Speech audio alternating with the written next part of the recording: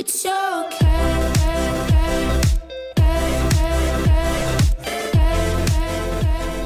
Salut à toi, dans cette vidéo on t'apprête à faire découvrir notre premier voyage en Clio Van à la découverte du Vexin français. Cette vidéo fait suite à l'épisode 0 où je te montre vraiment comment on a réussi à installer, à aménager à bord d'une Clio 2 une structure en bois qui permet d'avoir un lit 2 places, des rangements et tout ça entièrement démontable et entièrement modulable, presque sans vis. Donc si tu ne l'as pas vu, je te conseille vraiment d'aller la voir et je te mets un lien dans la description. Alors le parc régional naturel du Vexin se situe à environ 1h30 de Paris, donc ce qui était parfait pour un premier voyage, et regroupe environ 98 communes avec plein de sites naturels super beaux à explorer. Mais avant ça, reprenons tout de suite où on en était. Dans la dernière vidéo, on s'était arrêté à peu près à là. On partait direction la Roche-Guyon pour passer notre première nuit. Les premiers kilomètres passaient super vite et on découvrait vraiment ce nouveau style de voyage où on pouvait s'arrêter où on voulait et quand on voulait pour découvrir de nouveaux paysages.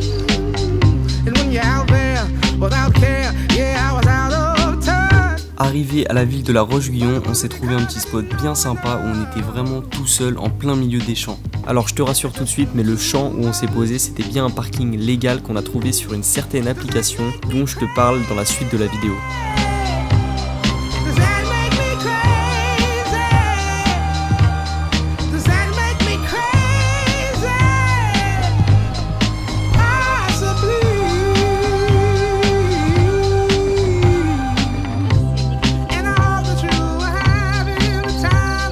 Je crois qu'on a bien fait de bouger d'endroit parce que là, ok, il y a un peu de monde, mais là on est dans un spot. On est arrivé un peu en retard là, le coucher de soleil il est en train de partir. Mais regardez le spot de ouf où on est. Demain je pense qu'on va revenir ici avec un meilleur coucher, non? Je sais pas. Là c'est magnifique. Mettez plutôt la femme de votre voisin, c'est plus marrant à condition de pas se faire piquer. Et vous en voulez une? Alors chérie...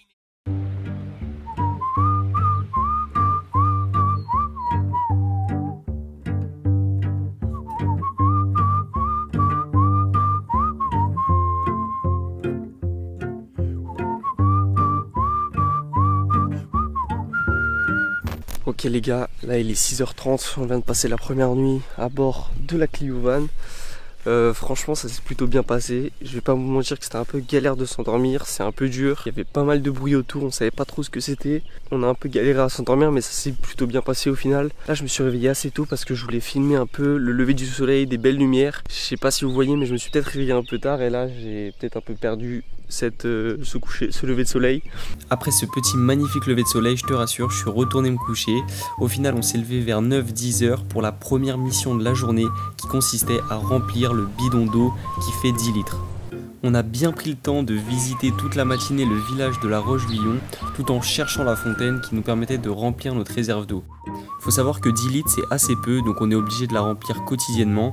Cette réserve elle nous sert à se doucher, elle nous sert à faire à manger, cuisiner, à faire la vaisselle, à se brosser les dents, à remplir nos gourdes et toutes les autres tâches du quotidien.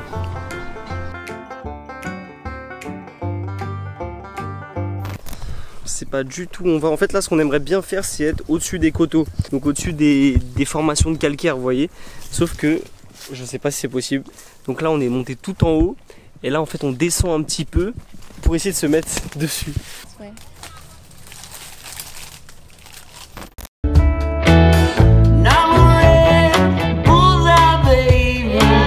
Le reste de la journée, on est vraiment parti à la découverte des villes qui se situaient à proximité. On s'est laissé vraiment emporter à la découverte de ces nouveaux lieux qu'on n'aurait sûrement pas visités avec une autre forme de voyage.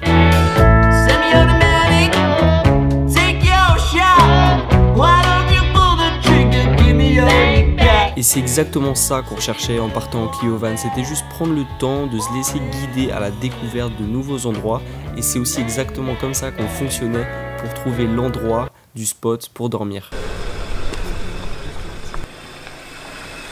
Ce que vous voyez là c'est la mission de tous les jours, trouver un spot pour passer la nuit. Donc on s'aide avec l'application Park Fortnite, donc c'est une très bonne application qui référence tous les parkings gratuits, tous les lieux en pleine nature où on peut se poser, etc. Donc là on est sur des chemins de forêt, ça me paraît un peu chelou mais on fait confiance à l'application et on continue. Là il n'y a pas le choix, là c'est du tout terrain là. Là j'espère la Clio Van elle va tenir mais c'est un peu chaud. Je crois qu'on a réussi, donc là on est au bord de Seine Donc franchement le spot il est vraiment pas mal, il y a quand même pas mal de camping-cars et on n'a pas beaucoup de place par rapport au spot où on était hier. Et le spot où on était hier on avait un grand terrain pour nous tout seuls et le coucher de soleil va être super beau, donc en fait on sait pas quoi faire si on reste. Si on reste on se sent bien ou alors on bouge quoi, je sais pas.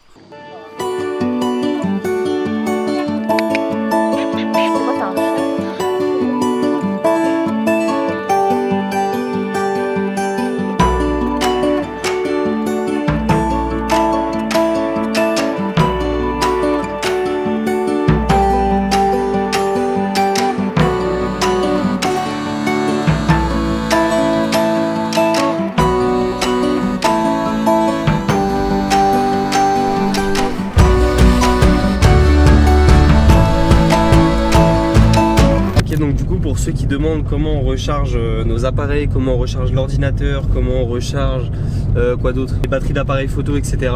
En fait regardez ici, on a une prise allume-cigare, on a un convertisseur vers du 230 volts et donc du coup là par exemple on charge notre PC, regarde, je sais pas si tu peux montrer. Donc là du coup pendant qu'on roule on est en train de recharger le PC et il vaut mieux faire ça en roulant pour pas vider la batterie. Et sinon pour tout ce qui est prise qui se branche en mini USB, on a ça. Donc voilà qui permet de mettre de la musique. On a deux prises USB pour recharger les portables quand on roule et puis voilà. Everybody's gotta live and everybody's gonna die. Everybody's gotta live. I think you know the reason why. Cette journée a été un peu compliquée, il n'a pas vraiment fait très beau, on a eu quand même quelques gouttes de pluie. On a quand même fait le tour des spots qui se trouvaient à proximité, c'était vraiment très cool. Mais il fallait vraiment qu'on s'éloigne, qu'on prenne de la distance et surtout qu'on fuit le mauvais temps qui allait arriver. Et donc pour ça on a décidé de vraiment s'éloigner et ça c'était pas du tout prévu. Ok les gars, gros changement de plan, là on a décidé d'aller à Étretat pour les 2 derniers jours. On a fait ça grave sur un coup de tête, là c'était pas du tout prévu.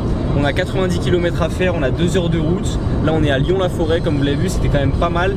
Mais on trouvait pas de spot où dormir. Donc là on a 2 heures de route direction Étretat, on y a déjà été l'année dernière, c'était magnifique. Je sens on va pas être déçu. Et là j'avoue qu'on est un peu stressé parce qu'il fait nuit à 21h40. On est censé arriver à 21h. Donc il faut trouver un spot en 40 minutes avant qu'il fasse nuit, il faut qu'on se douche, il faut qu'on mange, il faut qu'on prépare à manger. Voilà, j'espère qu'on va y arriver. C'est vrai qu'à ce moment-là, on se posait pas mal de questions. Est-ce qu'on allait arriver avant la tombée de la nuit? Est-ce qu'on aurait le temps de trouver un endroit où se poser, un endroit sécurisé? Mais je dois t'avouer qu'on avait quand même un spot en tête qu'on avait trouvé l'année dernière pendant notre visite à Étretat et on voulait vraiment y retourner. La question est-ce qu'il serait libre et est-ce qu'on pourrait vraiment passer la nuit là-bas? En tout cas, si tu as envie de savoir la suite et que le projet te plaît, je t'invite vraiment à t'abonner à cette chaîne parce que la suite arrive la semaine prochaine et ça s'annonce très très lourd.